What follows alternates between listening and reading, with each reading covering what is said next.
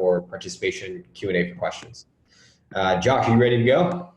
Yeah, let's go. I'm excited. We found a new exciting product today. There's only 4 attendees, but that's good. You might be able to steal this product for yourself. So yeah, let's get into Yeah. it. Awesome. So a little bit about myself and Josh here. I have been with ZonGuru for about 3 years now, working alongside John Tilley. We have gone through a bunch of different iterations of ZonGuru, and right now we have about the best tools. I mean, certainly the best tools we've ever had, and really incredible product research tools specifically, and really excited to show them off. And we have a bunch of new features on the way. So the four key tools that we're going to be looking at, again, to analyze, identify, and ensure that you're looking at the right product opportunities are the Chrome extension, also known as the Niche Rater tool, Sales Spy, the Love-Hate tool, and finally Keywords on Fire. Josh and I are going to be kind of switching back and forth. I'll probably do a little bit of most of the talking. I'm heavily caffeinated, and I know it's late for Josh, so awesome, guys. Let's dive in. So I'm going to go ahead and share my screen. When you all can see it, if you just wouldn't mind letting me know in the chat, that'd be great. Ooh, whoops. Talking permitted. I did not mean to do that. Sorry, Teeny. Disable talking. There we go. Okay. Sweet. We got our love-hate session is done. That's great. Everybody can see it. Awesome. Cool. Josh, can you see it okay? Yeah, all good. Perfect. Cool. All right, guys. So the product that we're going to be looking at today is one that Josh, who is an expert product researcher, if you guys don't follow us on Instagram, we have a really great Instagram page, which is just solely devoted to ideas and inspiration around product research. It's basically just an idea generator for you guys in the product research phase. Josh is one of our key product researchers on that team, as well as an Amazon seller himself. So he found this one today, and it's a really cool one. So we're going to be looking at first off, the Niche Rater. This is a tool, if you don't have it downloaded already, and actually I'd like to know this in the chat if you don't mind. Can you guys let me know who has the Niche Rater downloaded? Yep, great. Yep, all good. I have it. Perfect, Robert.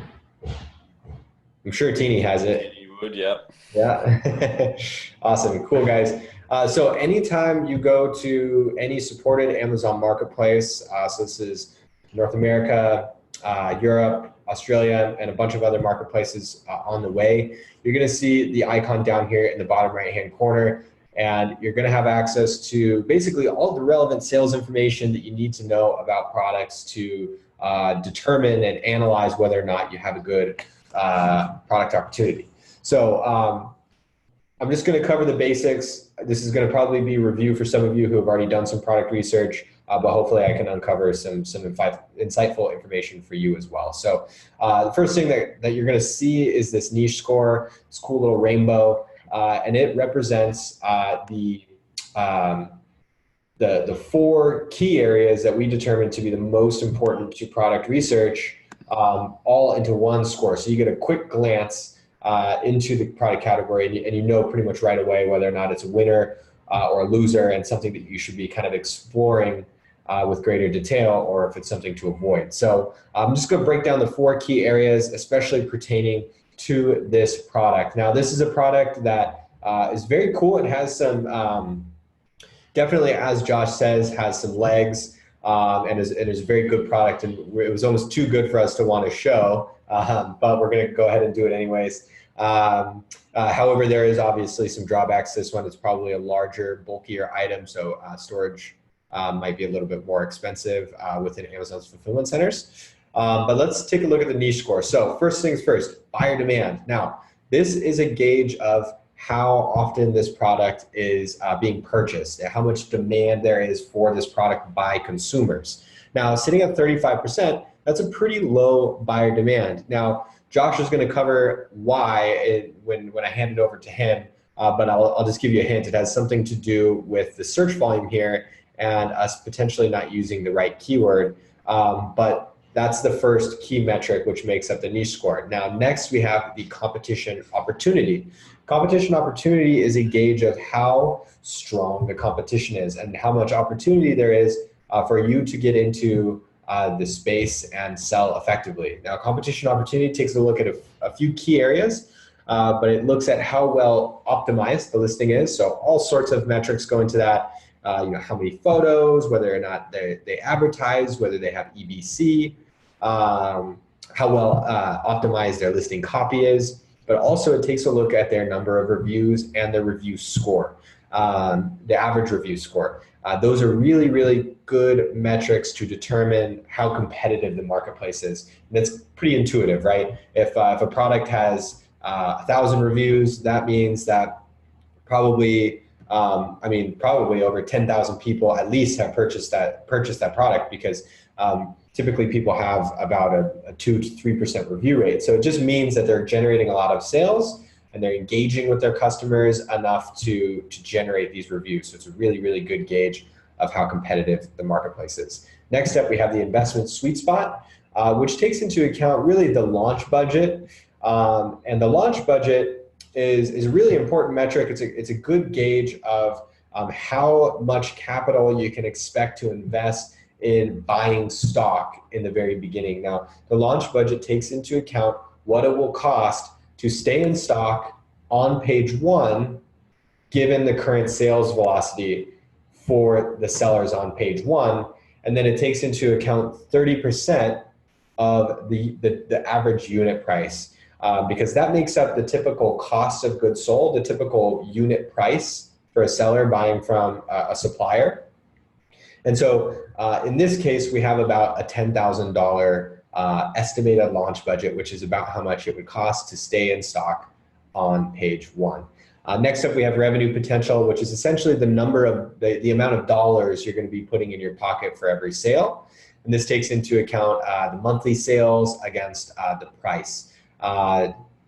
Basically, what you're looking for is a product that is about around the $25 mark and upwards, depending on how much capital you have to invest. Because obviously, you want to be making for every sale a decent amount of dollars. Because if you're only making $1 per sale, it's going to take you a lot of sales to make a significant amount of money. So this last metric is a gauge of how much money you're going to be making per sale. So I'm just going to cover a few little kind of tips with the Chrome extension, and then we'll kind of deeper analyze this product opportunity. And then Josh, you can just pause me at any point if I'm missing anything.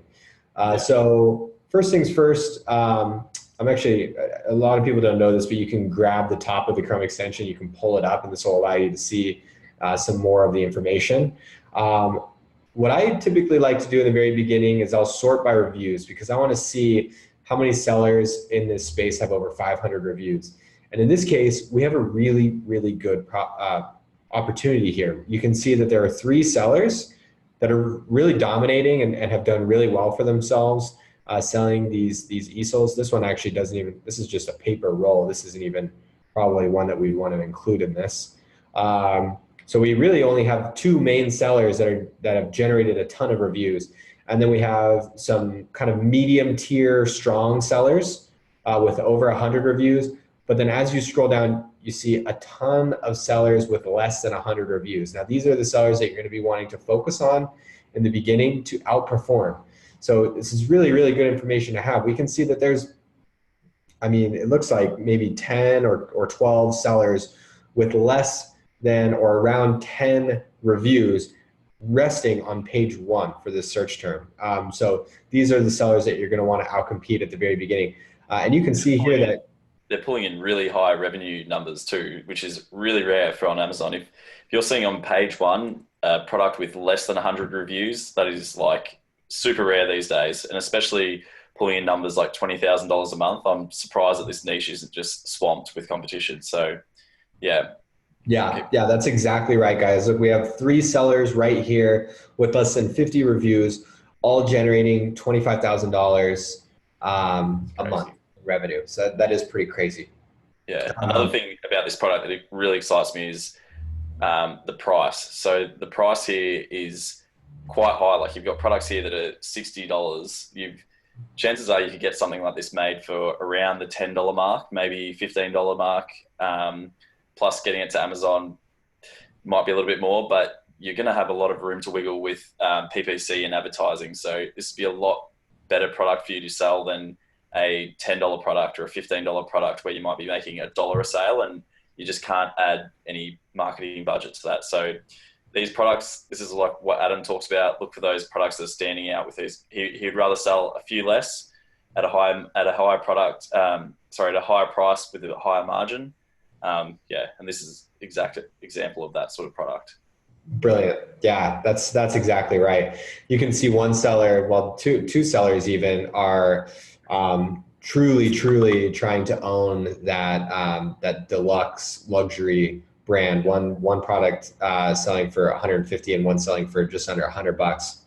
And you can tell like this looks like it's deluxe wood. This looks really sturdy and it has additional features with it looks like a little roll down paper, trays, storage containers. And then this one looks like it's very similar. Might not even be a kids one, that one.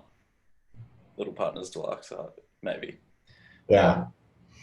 It's not exactly about how much revenue you're making each month either. It's about the profit. So those higher margins for those high priced luxury style items is the way to go for sure. Yeah, absolutely.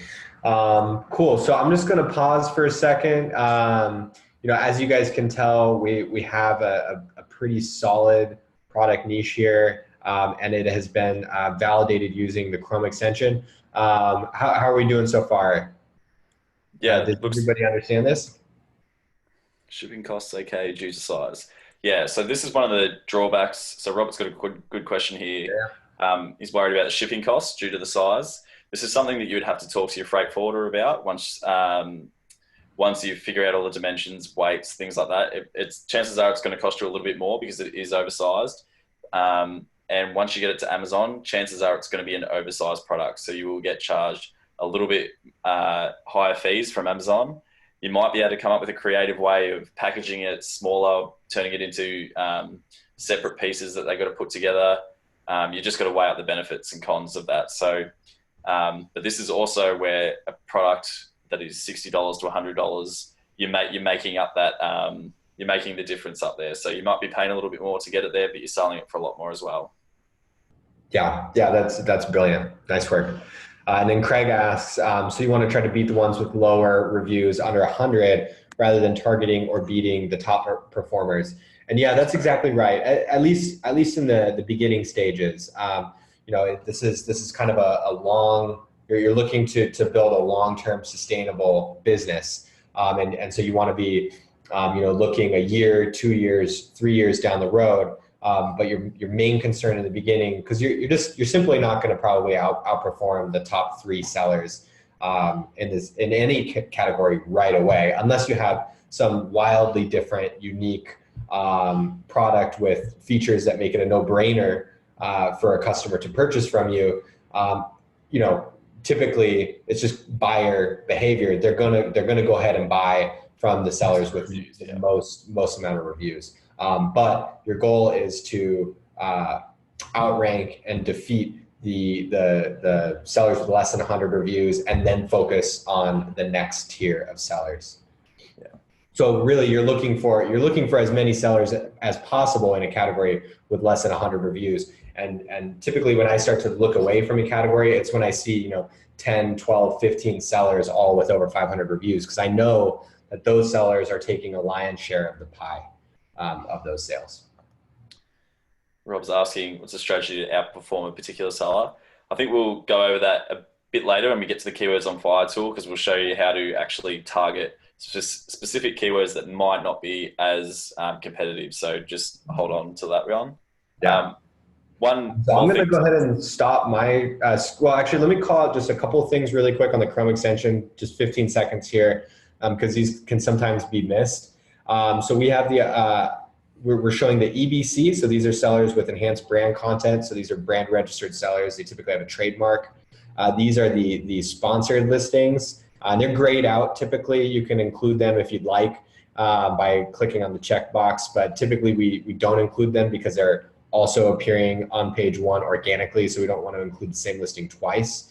And then you have, as I was showing, the option to reorder your columns, and then you can add individual products to Sales By, and then finally you have the ability to extract the next page of sellers, which at this point, at least in .com, you have 60 sellers for the most part on page one. There's really not a whole lot of reason to do this, but you can always extract the next 60 sellers as well. And then we have filters and the ability to export a CSV file. So I'm going to hand it over to Josh. To go over quickly, just make sure, especially if you're from Australia, that every time you log into Amazon that you have your delivery address in the top left corner, just under where it says Amazon Prime, set to a US address, because if it's set to an Australian address, you'll only be shown by Amazon a certain amount of products that are actually able to be posted to Australia. So you won't be seeing the full scope of what's on Amazon. So make sure, just out of habit, every time you log on to Amazon.com or UK, you change it to an address that is on the marketplace that you're looking at. Yeah. Yeah. And you can even use the zip code that I'm in right now, which is 90021. That's a good one. That's a Hollywood address.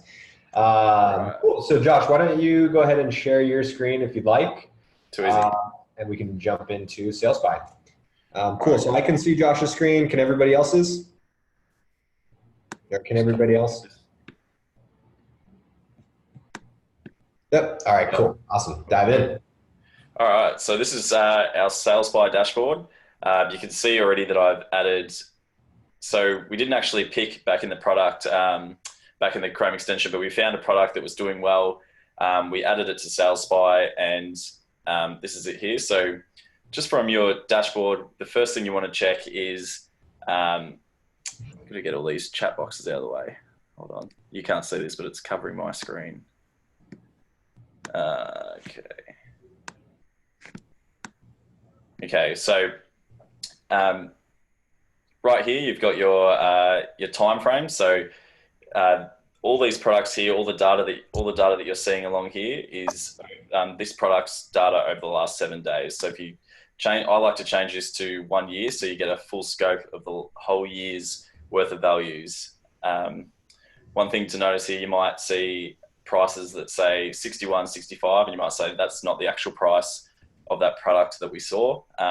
This is just because this is the average price over that 1 year. So they might have changed the price multiple times, and then over the year, that's the average price.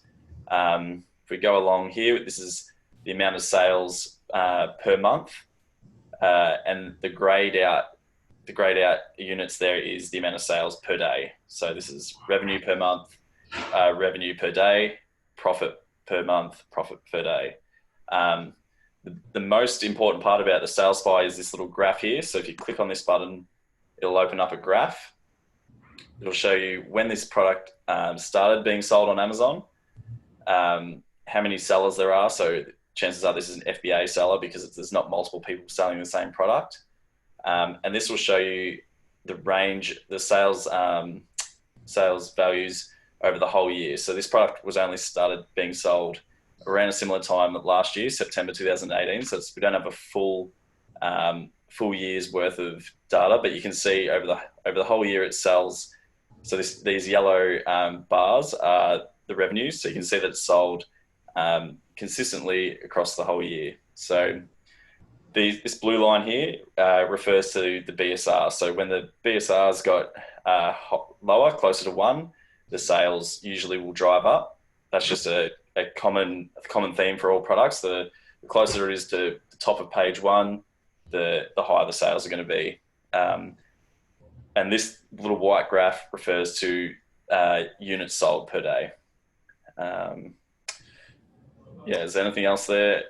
No, that's brilliant. Yeah, so just to recap really quick, guys, the Sales By tool is great at really diving into the nuts and bolts of individual products in a category and understanding the seasonality of that product. So this product doesn't have a very dramatic seasonal sale. Typically sellers that, sell a consumer product, we'll see a lot of sales around Q4, November, December, and then into January. The big spike in sales, usually, it can go 1.5, 2 to 3, all the way up to 10x, depending on the product that you sell. And then some products have really high summer sales because, it's like an outdoor product. This is a very consistent seller across the board. I'm actually a little bit surprised that this doesn't sell really well in like Christmas, August, September, October, kind of during the back to school season. This seems like a great product for like preschool teachers, kindergarten teachers. So I'm surprised we don't see a spike there. But it's just good to know because this gives you, basically you're armed with information on how similar sellers sell during different times of the year. And so you can prepare your own inventory appropriately based on how other sellers have done in the past. So you can see, do I need to double or triple my stock during Q4? Well, let me see how these other sellers in this category have done around this time as well. And then the Chrome extension looks at an entire product category and determines if it's a good or a bad category. Yeah. Is that making sense, guys? I see that we have a question from Robert, who asks, what is BSR? That just stands for bestseller rank, which is the rank of that product and its main buyer category. So this is probably in, let's see what category this is in actually. It's in a couple of different categories. There's kids and arts and crafts, I think. Okay, cool. So it's just how it compares to other products in its same root category. Yeah. Cool. Another thing to note here too, if you find a product on the niche radar that you think you want to dive into further, don't just add one product into SalesBuy. Get a range of products that are doing well in top of page one, some that are doing around the 100 reviews marks, and some that are doing around the 20 review marks. Try and get 5 or 6 in there so you can get a really accurate picture across the board of what you think you should be selling when you first start, when you start to progress a bit more. It just gives you a better idea of how to plan, and if this product's just a one-off, this might be a branded product and that's why it's selling so well compared to the rest of the category. So you want to get a good range of different products to check out. Yeah, that's exactly right. Cool. How are we doing, guys? Everybody still engaged? Kind of shake it out. I know we've covered a lot of material here in the last 20 minutes or so. Is anybody bored? Hopefully not. Rob's not bored. That's good to hear. Okay, cool. Awesome, guys. All right, so my turn. I'm going to share my screen now. Sweet. All right. So now we have covered SalesBuy. We've covered the Chrome extension. Let's take a look at Love-Hate. Now, Love-Hate is a really clever little tool that allows you to, I'm going to actually have to refresh this page, I think, which allows you to scan the reviews for all of the products in a category. So in this case, we used the search term kids easels. This scanned all 50 of the top sellers in using the search term kids easel, and it scanned all of the lists, all the reviews, all of the 1 and 2 star reviews and the 4 and 5 star reviews. And then it created these little word clouds where words appear more than once, or phrases appear more than once, so that you can understand what people are consistently saying in their really negative reviews and their positive reviews. This is a really, really great way for you to quickly understand what customers think about different products. And this is important because you might have an amazing idea for a product, have it designed, prototyped, it might be in production, but you might not be able to see into the future what customers have been saying about a similar product, and you might not, you might miss, fatal flaws in the product, or ways in which you can differentiate or bundle your products, given how other sellers who have done very, very well in the past have been able to do. So as you can see, we have a word cloud. In the love column, we have over 7,000 reviews that have been scanned. In the hate column, almost 800. And I haven't actually gotten a chance to really dive into this yet, so I'm looking at this for the first time. But a couple of things that come to mind and that I would want to explore deeper is something like roll of paper and magnetic letters. Because if I click on this, and we're going to see the reviews for all these products that include magnetic letters, I'm going to be able to better understand whether or not this is a feature I might want to implement into my product as well. If this is something like this person says, I teach English online and I needed my magnetic letters to be easily accessible on my desk, purchase this and I really love it. If this was something I wasn't considering adding to my product previously, it might be something worth considering after seeing that there are 115 4- or 5-star reviews that contain that phrase. Similarly with roll of paper as well. I could also click on things like great quality, and I could see, okay, well, which products are consumers considering to be of great quality? This product looks like it comes up a lot. So what I would maybe want to do is click on the listing, and this is going to take me to the Amazon listing page. And I would first, obviously I'd look at the photos and see what they're doing really well. If customers are saying this is great quality, then I want to look at the photos.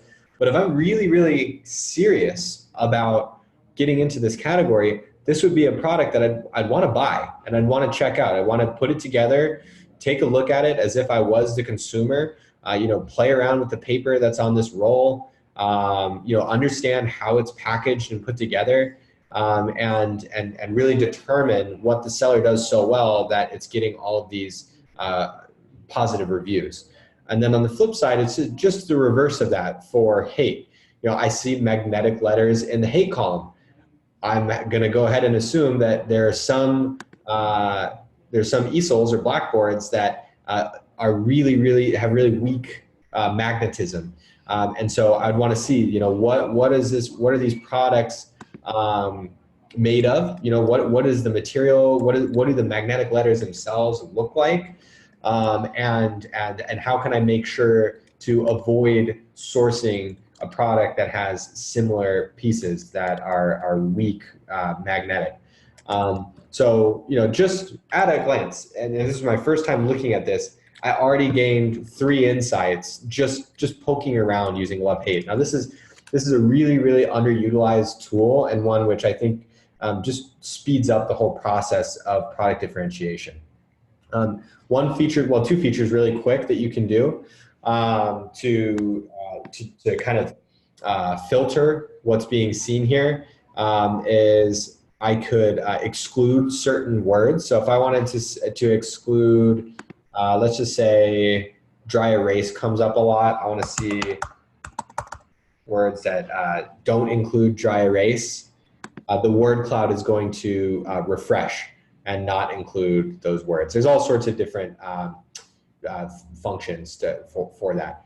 You have a little notes field as well to be able to write notes about your product. And then finally, you have this really cool little area down here, which is actually inspired by Adam's teachings, which is if you're needing some inspiration, you need some ideas for really cool, stylish products, type in, in this case, it would be kids easel, and then type in something cool like awesome, cool, stylish, original, and then click on Pinterest or Google Images, and it's just going to direct you over to Pinterest. So for instance, we could just do this real quick. Kids blackboard stylish. Click on Pinterest, and it's going to go ahead and just direct us over, and we're gonna get some more ideas potentially of ways in which we could potentially differentiate our product as well. And these are products that may not be sold on Amazon yet as well.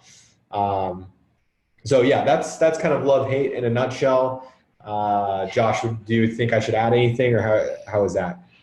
No, that's really good. I cannot stress enough though, if you are serious about a product, buy the product, because there's nothing like actually buying it, seeing how these really, really good sellers are packaging their product and what they're doing to make it so unique and give their customers such a good experience. I just saw in the Q&A, we might get to these Q&As at the end, but Craig's wondering about, he's from Australia, these products might not get shipped to Australia from the States.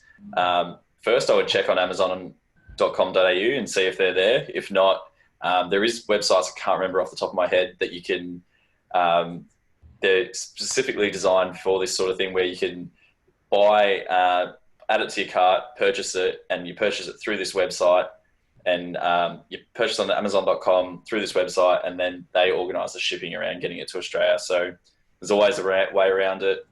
If you ever have any questions or queries, YouTube and Google are your best universities there for sure. You can always figure it out. Yeah, absolutely. And Josh and I are also both a part of our support team. So hopefully we're proving at this point that we know what we're talking about. We at least consider ourselves experts in the field, but you can always reach us with any other questions as well individually by reaching us. You can do this in-app. John's in there as well, and you can send us messages and we'll respond as quickly as we can to any queries.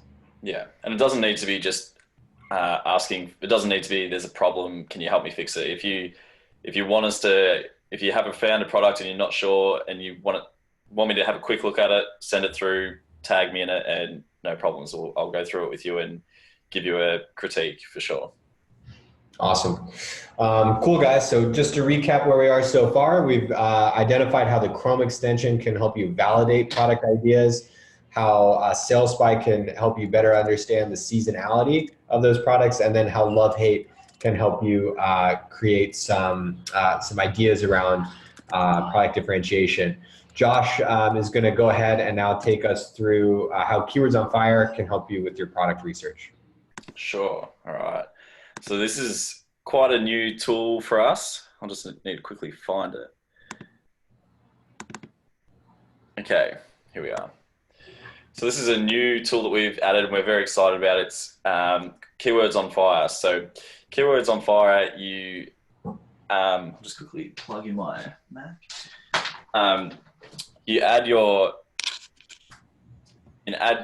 a search term into Keywords on Fire, and it will run a session, and it will find out the best keywords and all the data for that specific keywords, and it will find all the relevant keywords that are associated with that original keyword that you typed in. So the first one that we wrote in, because in my head, when I thought of what's a good kid's toy, kid's blackboard was the first thing that came to my mind. So I just thought that would be the best sort of keyword. So I typed in, I added a product by phrase, added kids blackboard. So I'll just show you how to do this now. Kids blackboard, click search, and then just wait for this to run. So then it pops up with this, and I just go down to select all, and then I'd quickly go through and find products that maybe weren't for kids blackboard. So this is not necessarily a kids blackboard, it's just a big blackboard. There might be, so this not necessarily a kids blackboard, and I just remove those, and then I'd add products and then run a keyword analysis. So this will take a few minutes to populate, and I've already done this. So that's where you'll see it here. We came up with 298 unique keywords, the amount of total search volume for this search term, and the amount of revenue that it's generated. So if we click on this I button here, it'll pop up with all the session details. So if we come down here, this is where we have the competitors. We have the competitors that are the amount of competitors that rank for Kids Blackboard, the amount of unique keywords around Kids Blackboard that are associated, the total revenue that they generate, and the total exact search volume. So as you can come down and see here, the top keyword is toddler easel.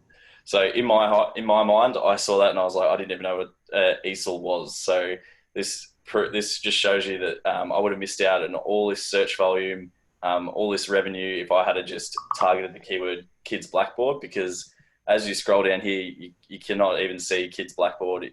It's not even one of the top ones at all. So if I kept scrolling, it's down the bottom there somewhere, but it's not a good keyword. That's why when Darren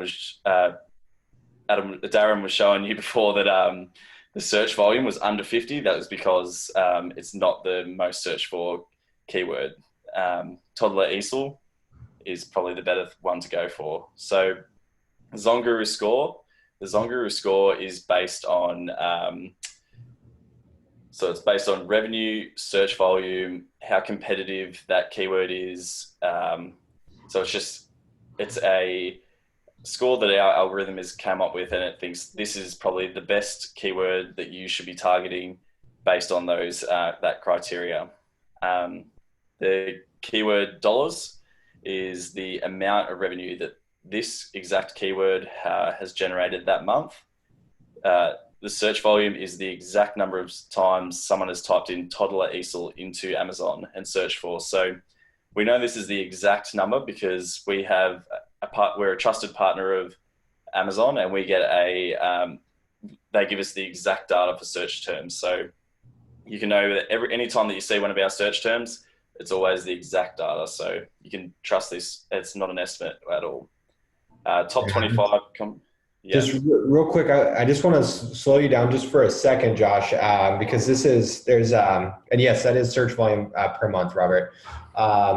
This is a lot of information for people that are in the product research phase and still kind of getting their feet wet. So before we go through all of the columns, I'd say let's just focus on the two that you said, which is the dollars per keywords and the search volume, and then the number of reviews.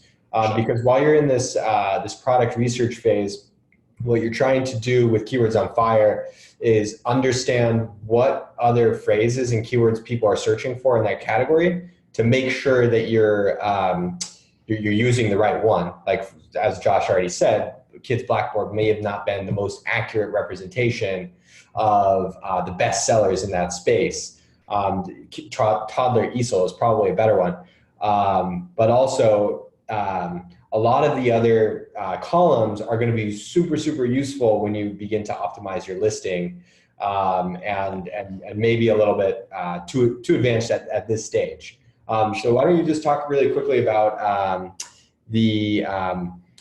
how you start general and then get more defined using Keywords on Fire. Sure. So say we're still in the product research phase and we're wanting to figure out, okay, how can I use Keywords on Fire to maybe find another product? Because Keywords on Fire is really, really good for creating your listing. For product research, it's a little bit more difficult, but if you know what you're doing, it's an essential tool. It's a really, really good tool. So what I would do here is along here, you can see this is our filter. So you can filters the Keyword on Fire session by certain filters. Say we want a product with search volume that is greater than or equal to 4,000. We like to say that 4,000 is a good amount of search volume. And then we still have quite a lot of products here because so if we want to get it down even more, we might say reviews less than or equal to, and we can just even put in something like 200 because it's not many reviews. You can still compete there, but there might be a product in here that we can dive into a bit more. Yeah, and sorry to interrupt again, Josh, but just to contextualize what he's doing is we had this big list of keywords, all of which apply to Kids Blackboard, and what he's done is he's narrowed that list down to keywords that have a high search volume but low number of reviews. So we've really just waded through and used the filters to define exactly what you should be looking for with your product research, which is solid demand, low competition. And 4,000 search volume, 200 reviews is a good place to start for that. Go ahead. So we still have maybe 7 products here. So you could definitely go through and look at each of these products, see are they making are they generating good revenue? What are their reviews like? Can they compete? And the first one that pops out to me is obviously the one that's under 100 reviews. So this is probably the niche that you could get into the easiest because the amount of reviews on average are lower. And we can still see that it's generating $80,000 a month and with a really high search volume of 7,000. So a magnetic chalkboard, personally would never have thought of magnetic chalkboard. We could open that link on Amazon, see what that looks like, trying to picture what that product is myself. And yeah, you could open up the Chrome extension, take a deeper dive into this product, and you may have found a really, really good separate sub niche here as well. So this may take a little bit of time while I'm sharing. Yeah, and this is awesome, guys, because this is a great way. Think about it from the point of view, through your own point of view here. The best place to start with product research is typically with what's interesting to you. So whether or not that's you have children and you want to look at like toys or chalkboards. Or kids' educational materials, or you are into a certain sport like golf or rock climbing or surfing, or you're into cooking and you want to look at kitchen accessories. Start super broad with your keyword on fire search, something like kitchen accessories, and it's going to come up with a list of probably about 1,000 keywords. Those are all potential ideas for you to look deeper into. Use the filters, define the high demand, low competition, and wade through the kind of basically what you're doing is you've got this big 1,000 foot view and you're trying to narrow it down to the 1 foot product that's very clear. And look at that, like I mean, we didn't even prep this really, but Josh has identified a 69% niche score, which is really, really, really solid. By just a couple of clicks. And you can see a lot of these products under 100 reviews generating over $10,000 a month, which is really, really good, and some up to 35. Like it's a really solid niche again. So definitely niches to look into yourself. And yeah, I can't reiterate enough if you're getting stuck on, I'm going to Amazon, I can't think of what to look for, product research is too hard. Just go straight away into Keywords on Fire, run a session on what's your hobby. Are you into fishing? Are you into camping? Are you into yoga? Put in yoga into a session, run it by a search term, analyze the session, go through it, filter results like I did just before, over 4,000 keywords, under 200 reviews, and see what happens. And you might find a niche like this in your in a field that's your hobby, that's your passion, which later down the track will be a lot easier to market to. You'll know what your customer wants, you'll know what their pain points are, and you'll be able to stay more passionate about the product as well. So just another thing to keep in mind. Search volume is all per month. Sweet. I don't have anything else to add from the Keywords on Fire perspective. Why don't you stop sharing your screen, Josh, and we will open it up to Q&A. And we will spend maybe about 5 more minutes, I'd say, answering questions. And just so you guys know, everybody that registered, we will send a replay of this as well if you may have missed something or we cut out for any reason. So this will be sent to you as well if you'd like. So cool. We've got one in the Q&A by Craig. Based on the ZonGuru subscription, the 3 love-hate sessions, is that per year? So that's whatever your subscription is, the 3 sessions, however many sessions it is always per month. So the monthly subscriptions, you're getting 3 per month, annual 3 per month. Yeah, exactly. And those are on a rolling time period. So say you use 1 today and then 1 tomorrow, you're going to get that first one back 30 days from today, and then the one that you use tomorrow would I'm doing a poor job of explaining this, but it'll be 30 days from that day. So it's not like you just get them as soon as your billing period renews. You'll get it 30 days from the day in which you use it. Yeah, correct. Cool. And just so you guys know, we're changing our limits on the starter plan. And the Keywords on Fire limit will actually increase to 5 sessions per month. Awesome. So Craig also asked, buying product from Australia out of the US, a really good one to review. They don't always ship to Australia anyway around this. That was one you already answered, right, Josh? Yeah, correct. I just Google what is a service that can post products from Amazon to Australia that Amazon doesn't allow, something like that. I might be able to look it up. You might be able to ask it if you remind me through the chat on Intercom. On the ZonGuru website, I'll be able to look it up for you as well. Give you a hand there. Yeah, awesome. And great, Pam. Yeah, we're always available to answer your questions. So as they arise, go ahead and fire them our way. Cool. And then Lee Smith asks, is it worth launching a product based on the launch budget available? Yeah, so this is a good question. I'll just take a second on it. With all of the data that we provide in every single one of our tools, you want to use each individual piece of data as a gauge, and together with a very, very high level, or not high level, but a very detailed view of all of that data. At that point is when you want to make a decision. You don't want to just simply run a single search, see a solid niche score and a low launch budget, and then begin to source that product. You want to really, like, this is a very, very important decision, and potentially one which is going to cost some money and some of your time and effort. So you want to make sure that you're making that decision intelligently, and that it's backed by the data.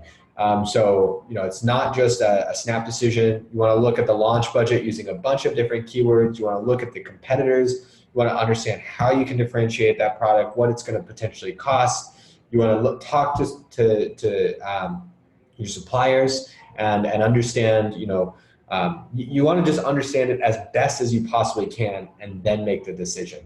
But the launch budget is one piece of that puzzle, absolutely. Rob says, regarding search fields, over 4,000 search volume, under 200 reviews, any other tips on search criteria? Can this be sent in an email? Other tips? Do you have any? Just other tips. I'll just make sure that the niche is actually making enough revenue that this product is worth getting into in the first place. Like, you might be getting a lot of search volume, but say it's not making a lot of revenue. You want to make sure you're putting in all this effort into getting a product that's going to be making enough each month to eventually get you out of your job, or to help you to do whatever it is that you want to do with your business. So that is definitely one.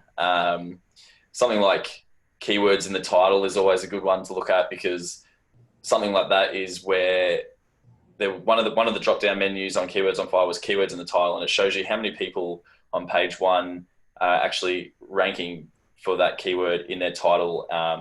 So it just shows you how competitive that niche is. You might be able to go into a really competitive niche and rank for a certain keyword that all those other competitors are missing. So it's a bit more advanced, but we go over it a lot in other some of our other videos that you can definitely check out. Our Seller Insights videos on our YouTube channel and our Instagram. We're putting up heaps and heaps of tips all the time on there. So get on there and have a look for sure.